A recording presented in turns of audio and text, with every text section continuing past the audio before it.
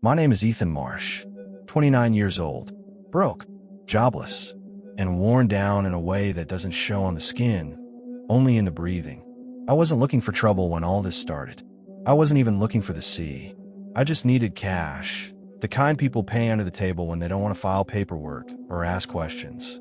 After the warehouse in Michigan kicked me out, I drifted east like a loose nail in a storm gutter. Slept in my car when I could, under docks when I couldn't. By the time I reached the coast, I would have signed on to clean barnacles with my teeth if it meant one hot meal a day. Most folks at the harbor didn't spare me a full sentence. A shake of the head, a muttered already filled, a door closing. But then, a drunk old deckhand with fingers yellowed from nicotine grabbed my wrist and shoved a crumpled paper into my palm. His breath reeked of salt and something sweet, almost rotten. "Night watch," he rasped. "Cargo ship called the Midnight Gale. Good pay, if you don't mind the strange noises." Strange noises. I didn't even blink. You don't get picky when you're starving. I followed the directions he'd scratched onto the back with a dull pencil. The sun was sinking when I found her. The Midnight Gale, slouched against the dock like a wounded animal. A giant made of rust-black steel, with floodlights that flickered as if they were fighting sleep. The air around her felt wrong. Too cold for July. Too still for a working port. People on the dock pretended not to see me staring. One old woman, bundled in layers despite summer heat, stopped just long enough to whisper, "If she howls 3 times at midnight, don't answer. No matter who calls your name." I want to laugh, but something in her eyes, the way they didn't blink, made the sound die in my throat. I climbed aboard anyway. First mate Roland Pike found me before I'd taken 10 steps. Tall, rope-muscled, face carved by weather and years of looking into storms no sane man should sail through. His eyes never rested on me. They kept scanning the darkening horizon behind my shoulder. No handshake, no welcome, no questions. He handed me a leather-bound notebook, tied shut with an old frayed cord. "I don't care where you came from," he said, voice low, scraped raw. "If you want to see morning, follow every word in this book. Don't adjust, don't experiment, and never, ever ask why." That first night, when the rest of the crew bunked down and the engines rumbled like something half asleep, I heard it. A scrape against the hull, then another, and then, clear, sharp, deliberate. 3 knocks from the darkness outside the ship. Morning came slow on the Midnight Gale, as if the sun had to fight its way through something thicker than fog. The metal railings were wet with dew, or maybe condensation from the cold breath rising off the water. I hadn't slept much. Every time I closed my eyes, I heard that same pattern, 3 knocks, echoing through the hull as if someone was drifting just outside in the dark, waiting for me to respond. When the crew dispersed for breakfast, I stayed behind and finally opened the leather-bound notebook. The pages were old, the corners wrinkled from salt air, the ink faded but still readable. On the first page, someone had written in careful, trembling handwriting, "Rules of survival aboard the Midnight Gale." My fingers hesitated on the edge of the page, but I turned it anyway. Below the title were the rules, short, sharp, like warnings carved into a gravestone. Check the weather every hour. If the wind shifts without warning, report immediately. Do not step onto the upper deck during a storm, no matter who calls you. Never take a lifeboat alone after sunset. Always go in pairs. If you see another ship that looks abandoned, do not signal it. Do not get closer. If fog rolls in too fast, go below deck. Lock every door behind you. If you catch anything glowing, return it to the water at once and scrub your hands. If you hear knocking from outside the hull after midnight, it is not a rescue signal. Do not answer. My first reaction was laughter, a short bark of disbelief. I'd worked with superstitious crews before. Sailors cling to myths the same way drowning men cling to rope. But the laugh didn't last. Rule number 7 sat on the page like a stain. If you hear knocking after midnight, don't answer. The memory crawled up my back. 3 knocks. Clean. Measured. Too perfect for the wind. When I carried the notebook to Roland Pike, he was coiling rope on the main deck with slow, methodical movements. I tried to sound casual, but my voice cracked. I heard something last night, I said. Probably just the waves. He didn't look up. You heard 3 knocks. I swallowed. It could have been anything. Anything else would have sounded wrong, he said quietly. The sea only knocks like that when it wants you to notice. I didn't ask what it was. Pike tightened the rope and finally met my eyes. His gaze was heavy, like he'd already accepted I might not survive long enough to understand. Stick to the rules, he said. You break one, and the gale won't pretend it's your friend anymore. My first real shift began at 5 in the afternoon. The sky was clear, the wind mild. I stood alone on the aft deck, listening to the hum of the engines and watching the water churn into a long foaming trail behind us. Routine, quiet, almost peaceful, but the peace didn't settle inside me. It hovered like something waiting to be disturbed. Every few minutes, I felt watched. Not from the crew, not from the horizon, from below. Around midnight, the ship gave a low groan, metal bending under pressure that wasn't supposed to be there. I leaned against the railing, gripping it with white knuckles. Another sound followed, a slow scrape, like nails dragging along the bottom of a coffin. The notebook felt warm in my jacket pocket, as if the rules themselves were warning me. The scraping grew louder, closer, something brushing the underside of the hull. I didn't dare look over the edge. Then, cutting through the silence, knock, knock, knock, exactly the same as the night before. But this time, it wasn't outside the ship. It was beneath my boots. Whatever was below had moved. Whatever it was, it knew I was listening. The first week passed quietly, or at least, that's what I kept telling myself. I forced normalcy onto everything, like if I pretended hard enough, the Midnight Gale would behave like an ordinary ship and not the floating coffin it felt like. I told myself the knocks were pipes settling. The scraping was loose chains. The whispers were just exhaustion shaping the wind into words. But the signs didn't stop. They multiplied. On the third night, the surveillance monitors in the control room flickered with static. The cameras weren't anything special. Old, grainy, the kind that blurred if someone breathed too close to the lens. But when they glitched, they didn't show static. They showed shapes. One monitor displayed the port side deck, empty and washed pale under the floodlights. Then it flickered, and for a full second, there was a figure standing near the railing. Tall, thin, its head tilted downward as if staring into the water. When the screen blinked again, it vanished, leaving nothing but a rolling wave. Another camera showed motion in places no crew member should have been. Silhouettes drifting behind stacks of cargo like shadows with no source.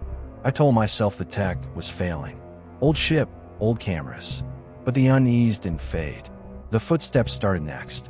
One night on watch, I heard slow, deliberate steps behind me, soles pressing into wet metal. Rope creaked. A chain clanked. I turned, expecting Pike or one of the deckhands. No one. But on the floor, fresh footprints glistened in the low light. Not muddy, not oily. Wet, as if someone had climbed out of the sea and walked across the deck before dissolving into the shadows. The prints led toward the railing and stopped at its edge. I leaned forward, peering down into the black water, but the surface only reflected the trembling light from above. When I told Pike, he didn't argue or dismiss it. He just said, "If the prints stop at the rail, you're lucky. Means it didn't make it aboard." His voice was too calm for a man, saying something that horrifying. Too practiced. On the 8th night, I saw my first ghost ship. We were cutting through calm waters, the kind so still it looked like the sky had laid itself flat across the sea. I spotted a vessel drifting starboard. No running lights, no engines, no movement. It glided like it had been pushed, but the swell was barely there. Too smooth, too quiet, and there was someone on the deck. A man, or at least something shaped like one, still as a statue, facing me, watching me. Every instinct told me to wave, to yell, to signal distress, or ask for help. But rule number 4 pulsed in my mind. Don't signal, don't approach, don't acknowledge.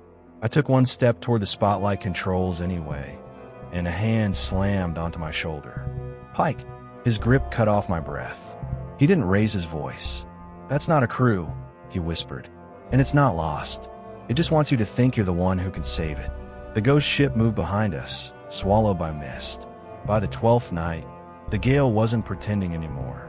I was writing down weather changes when the entire ship jerked violently, as if a massive weight had slammed into the hull from below. Metal screeched, a grinding, hungry sound that pushed air out of my lungs. The lights flickered, then went dark. The fog didn't roll toward us. It exploded outward, swallowing the deck in seconds. Fog is supposed to drift, flow, spread. This fog arrived like something alive. My heart thundered. I remembered rule number 5. If fog rolls in too fast, go below deck. Lock everything. I sprinted toward the central stairwell, boots sliding across the slick metal. The fog coiled around my legs, cold as ice water. When I reached the stairs, something on the floor caught my eye.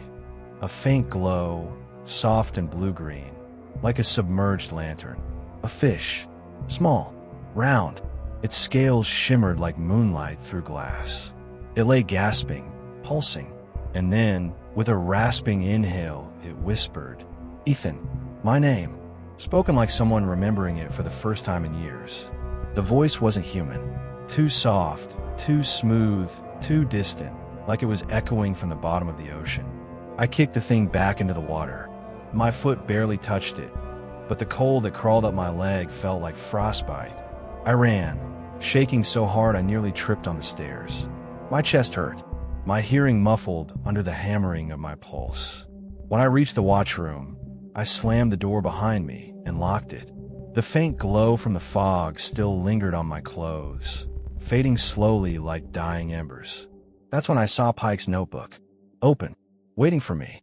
I knew I'd locked his drawer earlier that evening, but there it lay on the desk, pages spread like someone wanted me to read them. On the open page, in fresh ink so dark it looked wet, Pike had written a single sentence. "Don't let them hear you answer back." I stared at the words, trembling, because I already had. I broke the rules on the 14th night. Not on purpose, not out of arrogance. I broke them because I thought I heard a real human being. The storm had come out of nowhere, the kind that shakes the bones of the ship and makes you feel like the sky is splitting open. Thunder cracked so violently it sounded like it was detonating inside my chest. The wind howled through the steel rails in long, hollow screams. Rain hit the deck in sheets, sharp enough to sting through layers of clothing. Rule number 2 is very clear. Do not go on deck during a storm. No exceptions, no heroics. But then I heard it, a scream, not the warped voices that sometimes rose from the water, distorted and echoing. Not the whispers that crawled through the fog. This was different, urgent, terrified, painfully human. A man's voice, ripping through the roar of the wind. "Help, please, somebody." I froze. My mind snapped into a single thought. Crewman overboard. It didn't matter that I hadn't seen anyone go out that shift. It didn't matter that Pike had drilled into me that storms were the worst time to trust my senses. If someone had slipped, if someone was hanging on by a thread, seconds could decide their life. I didn't think. I reacted. I grabbed a flashlight, threw my hood up, and pushed the hatch open. The wind nearly tore it from my hands. Rain slammed into me, blinding, sideways.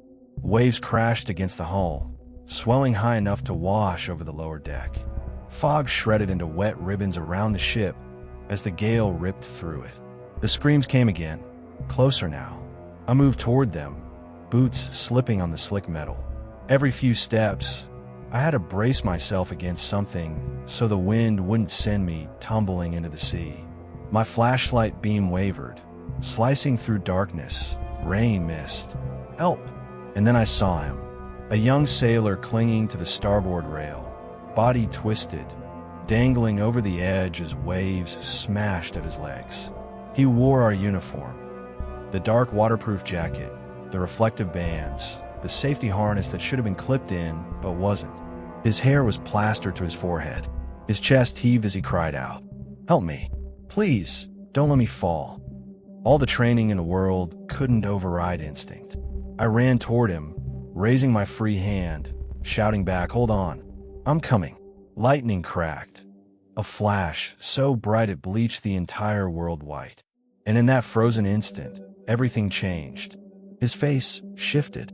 At first, I thought it was the light distorting his features. But no, the distortion didn't go away. His jaw lengthened in an impossible angle, stretching like something inside was tugging at the skin. His eyes darkened, pupils swallowing the whites entirely until they became bottomless pits. The skin around his mouth wrinkled, pulled taut, then it smiled. Not a plea, not desperation. A grin, wide, splitting toward the ears. The scream stopped. The voice that had sounded so human became a wet rasp as it spoke. Closer. Ethan. My stomach dropped. My legs locked. It wasn't a man. It wasn't even trying to pretend anymore. I stumbled backward, but the thing lunged with inhuman speed. Its hand, if you could still call it that, latched around my wrist. Cold. So cold it burned. Like being grabbed by a stone dredged up from the seafloor. It yanked hard. My shoulder nearly tore from its socket. Pain exploded down my arm. The storm roared, rain slicing between us, but its grip didn't waver. Come down. It hissed, voice bubbling like air rising through water. I screamed. I braced my feet against the deck and pulled with everything I had. My boots slipped. My body tilted. The railing rushed toward me as the creature tried to drag me over the side. I clawed at the wet metal, trying to find purchase. Let go, I yelled, but the storm stole my voice before it reached my own ears. Then a massive wave crashed into the hull, sending a surge of seawater sweeping across the deck. The force slammed the thing against the railing. Its grip faltered, just for a second. That second saved my life. I ripped my hand free. Skin tore. Blood mixed with rain. Agony shot up my arm, bright and blinding. The thing screeched, or maybe the wind did. In that moment, they sounded the same, and when I blinked the water from my eyes, it was gone. Not fallen into the sea, not crawling across the deck, just gone, as if it had never been there at all. I collapsed onto the drenched metal, chest heaving, vision spinning.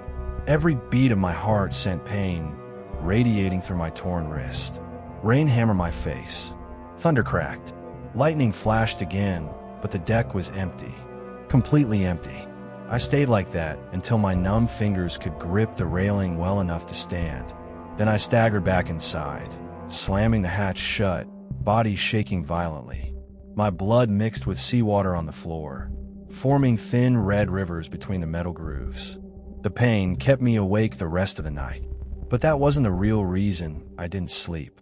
I knew that if I closed my eyes, I'd hear that wet, rasping voice right outside the door, whispering my name through the storm.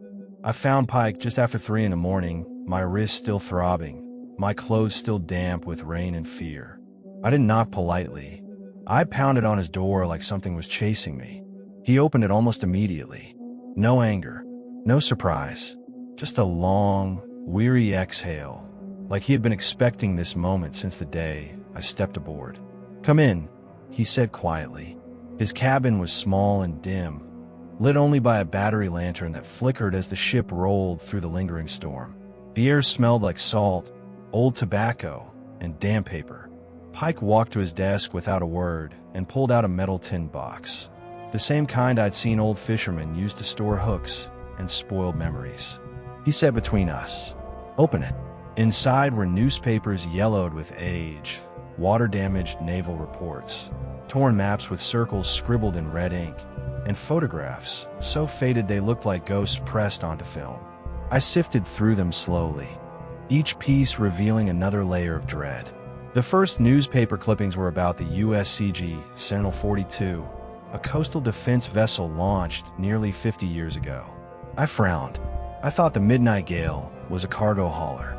"It is now," Pike said, but she wasn't always. One report caught my eye. Sentinel 42 recovers unknown marine organism. Crew under observation. Another headline beside it, Coastal Patrol missing. Search suspended. The article stopped after that. Completely. As if the world had collectively agreed to forget the ship ever existed. I flipped to a Navy memo, stamped classified in smudged red ink. Most of the text had been blacked out, but a few lines remained. Irradiant bioluminescent specimen recovered. Auditory hallucinations reported within 48 hours. Behavioral collapse. Crew exhibiting signs of compulsion. Vessel to be struck from active roster. I swallowed hard.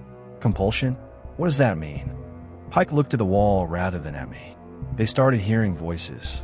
I thought about the glowing fish, the whispering, the way the storm had echoed my name in the dark. My hand shook as I picked up an old photograph. The Sentinel 42's crew standing shoulder to shoulder on deck. 20 men, smiling, proud, except someone had drawn red X's through 19 of the faces. Where are they? I asked, though I already knew the answer. Gone, Pike replied. All of them. Some went mad and attacked each other.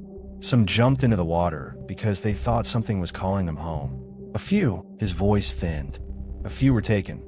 The room felt colder. The air heavier. Taken by what? He tapped the map at the bottom of the tin. It showed the shipping routes around the North Atlantic. Dozens of small red circles surrounded a particular trench. Deep, narrow, and almost perfectly straight, like a wound carved into the ocean floor. By whatever lives down here, he said. It's older than us. Older than the sea charts. Maybe older than the idea of the ocean itself. I stared at the circles. There were too many. Pike leaned back, rubbing the bridge of his nose. When the government realized what the Sentinel had dragged up in its nets, they did what governments do. They buried it. They repainted the ship, renamed her, reassigned her. But they couldn't destroy her, and they couldn't destroy them. So they kept the ship running, I said, to watch whatever's down there. To keep it contained, Pike corrected. At least, as much as anything like that can be contained. My throat tightened. And the rules. All those rules you gave me. Pike finally met my eyes. His were pale and exhausted. The eyes of a man who had watched too many storms and too many things rise out of them. The rules aren't to protect the ship, he said. He closed the tin with a soft metallic click. They're to keep you from answering when they call. Because once you answer, they know your voice. And once they know your voice, they never stop calling. A chill crawled down my spine. Somewhere deep in the hull, something tapped. 3 slow knocks. Not thunder. Not the sea. I didn't move, didn't breathe. Pike didn't even look toward the sound. They're already listening, he whispered. Night 20. The fog rolled in with no warning. Not drifting, not gathering, but rushing, like a living thing racing toward the hull. By the time I realized what was happening, the deck was already drowning in white. I slammed the latch on the door, but the mist moved too fast, squeezing through the cracks like cold breath. I felt it before I heard it. Knock. A pause. Knock. A long, dragging scrape. Knock. 3 taps. Slow. Deliberate. Like knuckles made of stone. Rule 7 echoed in my head like a scream. If you hear knocking after midnight, do not answer. I pressed my back to the wall, holding my breath. Then, Ethan. My stomach dropped. It was Pike's voice. Ethan, open the door. I'm stuck out here. No, he wasn't. He had been asleep in his cabin when I passed it 5 minutes earlier. I'd heard him snoring through the door. The thing outside knocked again, harder. The metal groaned. I whispered, this isn't real. But doubt crawled up my spine like a cold spider. What if Pike had gone out? What if he'd slipped? What if he really was trapped? The silhouette that pressed against the window didn't help. Even through the fog, I could see his shape.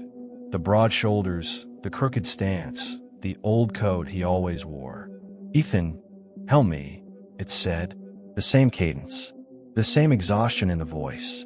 Something inside me cracked. Pike, I whispered. The shadow leaned closer. Say something, I said. If it's really you.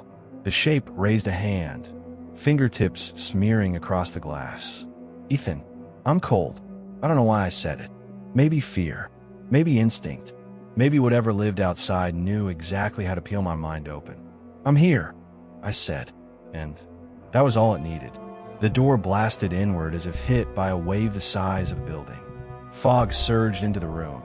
Not drifting, rushing, carrying with it the stench of salt and something older, rotten, hungry. The temperature dropped so fast my breath turned to frost. Hands, dozens of them, made of water and shadow, wrapped around my ankles, yanking me off my feet. I hit the floor hard, sliding toward the open doorway as the fog thickened into shapes. Human shapes. Faces emerged from the mist, floating just above the deck. A man with a split jaw, a woman with seaweed hair, a sailor I'd seen in one of Pike's photographs, another I recognized from the glowing fish's whisper. Then I saw it, my own face, pale, waterlogged, eyes open but empty, like they were waiting for me to take their place. I screamed, kicking violently, fingers clawing at the slippery metal floor. But the fog tightened around my throat, squeezing until my vision pulsed black and red. The last thing I remember was the sound of the sea, not roaring, not crashing, but laughing. Then everything went dark. 1 month later, the Midnight Gale returned to port for crew rotation. Dawn barely touched the water when the new hire stepped aboard. Aaron Blake, early 20s, strong build, the kind of kid who still believed the world played fair if you worked hard. He looked around with naive curiosity. "Quiet ship," he said. Pike met him at the gangway. The old man looked different, thinner, older, as if the sea had carved new lines into his face in the weeks since I vanished. His hands shook slightly when he passed Aaron a familiar leather-wrapped journal. "Read it," Pike said. "Every line. Don't change the rules. Don't question them. And don't break them." Aaron flipped through the pages, brow furrowing. 7 rules. But then, a new line, scrawled in warped ink, letters swollen as though the page had been soaked in seawater. 8. If you hear Ethan Marsh call your name from outside the hull, ignore him. That is not Ethan. Aaron laughed uneasily. "Who's Ethan?" Pike didn't answer right away.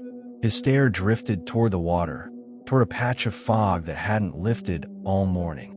When he finally spoke, his voice cracked. "He was the man who held this job before you. The one who wrote the warnings earlier in that book." A long pause. "And the one the sea didn't give back." A sudden knock echoed from the hull, deep, deliberate. Then 2 more. Aaron froze. And through the rising fog came a voice. My voice. The same rasp. The same tired breath. "Aaron, open the door. I'm cold." Pike shut his eyes. "Don't listen," he whispered, "but it'll keep calling."